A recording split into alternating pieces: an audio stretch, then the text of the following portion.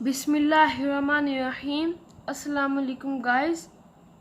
आज हम करेंगे 8 क्लास के मैथ के चैप्टर नंबर 2 की एक्सरसाइज 2.1 का क्वेश्चन नंबर 2।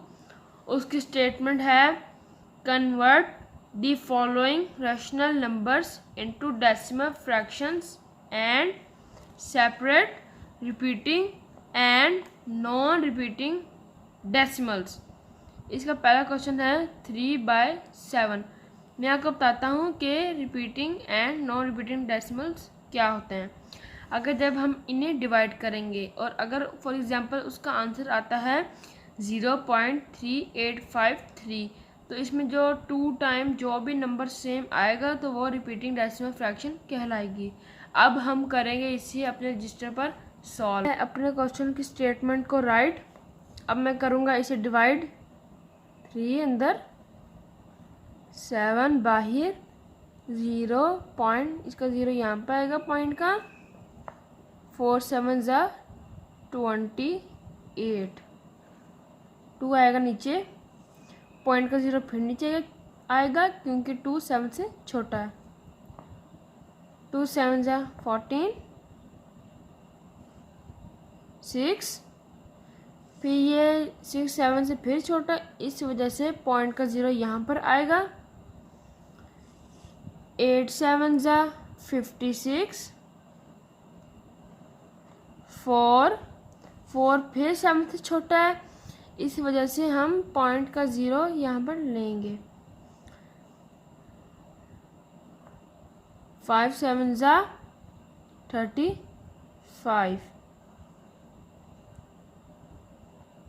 5 फिर 7 से छोटा है, इस वजह से हम पॉइंट का 0 फिर लेंगे। 7 7 ज़ा 49, ये 1 नीचे आएगा और ये 1 फिर 7 से छोटा है, इस वजह से पॉइंट का 0 नीचे आएगा। 1 7 ज़ा 7,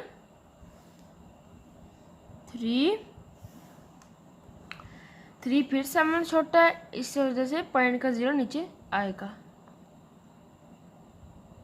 4 7 ज़ा 28, ये चलता जाएगा। और आपने यहाँ गौर किया होगा कि जो लिखा ना 0.42857114, इसमें 4 2 बार आ गया, इस वजह से ये कहलाएगा 3/7 इज रिपीटिंग डेसिमल फ्रैक्शन। अब हम यहाँ राइट करेंगे 3/7 इज रिपीटिंग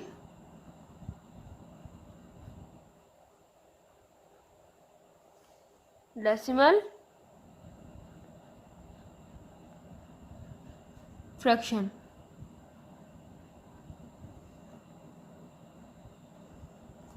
अब हम देखते हैं अपने अगले क्वेश्चन को।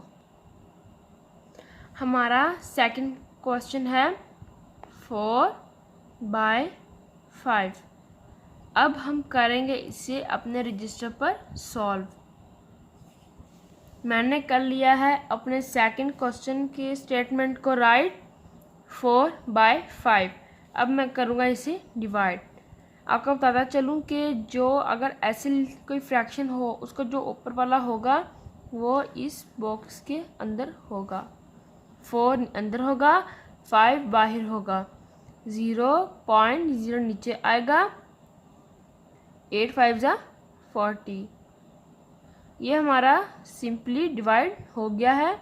इसमें कोई नंबर रिपीट नहीं हुआ, इस वजह से ये कहलाएगा 4/5 इज नॉन रिपीटिंग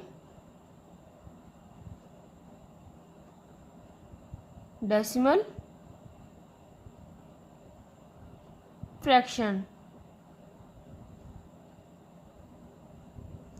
अब हम देखते हैं अपने अगले क्वेश्चन को। हमारा थर्ड क्वेश्चन है 6/8। अब हम करेंगे इसे अपने रजिस्टर पर सॉल्व। मैंने कर लिया है अपने थर्ड क्वेश्चन की स्टेटमेंट को राइट 6/8। अब मैं करूँगा इसे डिवाइड। 6 अंदर आएगा, 8 बाहर जाएगा।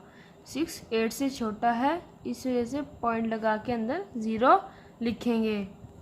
7 8 ज़ा 56। 4 पॉइंट का 0 नीचे आएगा क्योंकि 4 8 से छोटा है। 5 8 ज़ा 40। ये भी हमारा पूरी तरह डिवाइड हो चुका है। इसी के साथ हमारे यहाँ कोई भी नंबर रिपीट में नहीं हुआ, इस वजह से ये क्या लाएगा 6/8 is non repeating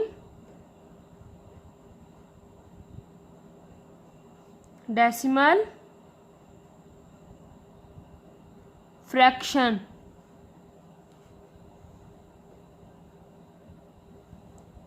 अब हम देखते हैं अपने अगले क्वेश्चन को। हमारा 4 क्वेश्चन है 11/12। अब हम करेंगे इसे अपने रजिस्टर पर सॉल्व।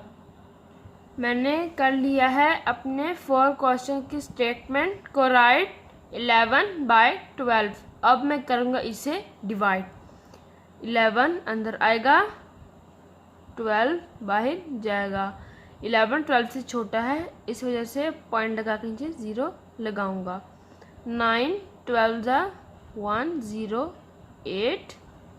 2 नीचे आएगा, 2 12 से छोटा है, इस वजह से यहाँ पॉइंट आएगा, पॉइंट का 0। 1 12 ज़ा 12। 8 नीचे आएगा, पॉइंट का 0 भी नीचे आएगा। 6 12 ज़ा 72। 8 नीचे आएगा, पॉइंट का 0 भी नीचे आएगा। ये ऐसा ही चलता जाएगा। ये देखिए यहाँ 6 हमारा रिपीट में आ गया है, इस वजह से हम यहाँ लिखेंगे 11/12 is repeating decimal fraction। अब हम देखते हैं अपने अगले क्वेश्चन को। हमारा 5th क्वेश्चन है 1/7। अब हम करेंगे इसे अपने रजिस्टर पर सॉल्व। मैंने कर लिया है अपने 5th क्वेश्चन की स्टेटमेंट को राइट 1/7। अब मैं करूँगा इसे डिवाइड। 1 अंदर आएगा, 7 बाहर जाएगा। 1 7 से छोटा है, इस वजह से मैं यहाँ पॉइंट लगाऊंगा। 1 7 ज़ा 7। 3 नीचे आएगा, 3 फिर 7 से छोटा है, इस वजह से मैं यहाँ पॉइंट लगाऊंगा। 4 7 ज़ा 28। 2 नीचे आएगा, 2 फिर 7 से छोटा है, इस वजह से मैं पॉइंट लगाऊंगा 0। 2 7 ज़ा 14। 6 7 से फिर छोटा है, इस वजह से पॉइंट का 0 मैं दोबारा लगाऊंगा। 8 7 ज़ा 56। 4 फिर 7 से छोटा है, इस वजह से मैं पॉइंट का 0 लगाऊंगा। 5 7 ज़ा 35। 5 7 से फिर छोटा है, इस वजह से मैं यहाँ पॉइंट का 0 लगाऊंगा।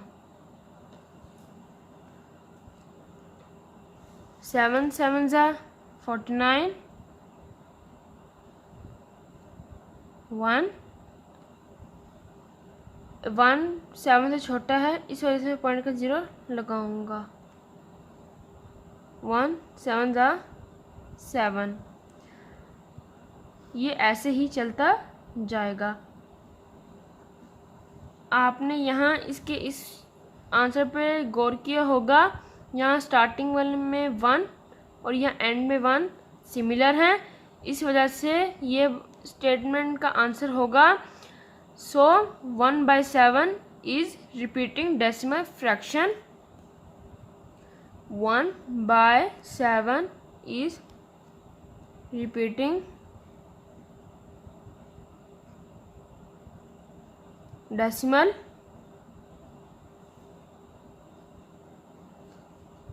fraction।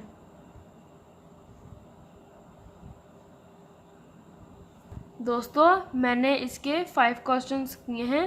जो इसके बाकी क्वेश्चंस होंगे वो भी सेम इसी मेथड से होंगे, तो इस वजह से मैंने वो नहीं किए। तो इसी के साथ हमारी एक्सरसाइज 2.1 होती है कंप्लीट। अगर आपको ये वीडियो पसंद आई हो तो प्लीज़ चैनल को लाइक और सब्सक्राइब करना मत भूलना। और अगर आपको कोई प्रॉब्लम हो या किसी चीज़ की समझ ना आई हो तो आप कमेंट सेक्शन में जाके मुझसे पूछ सकते।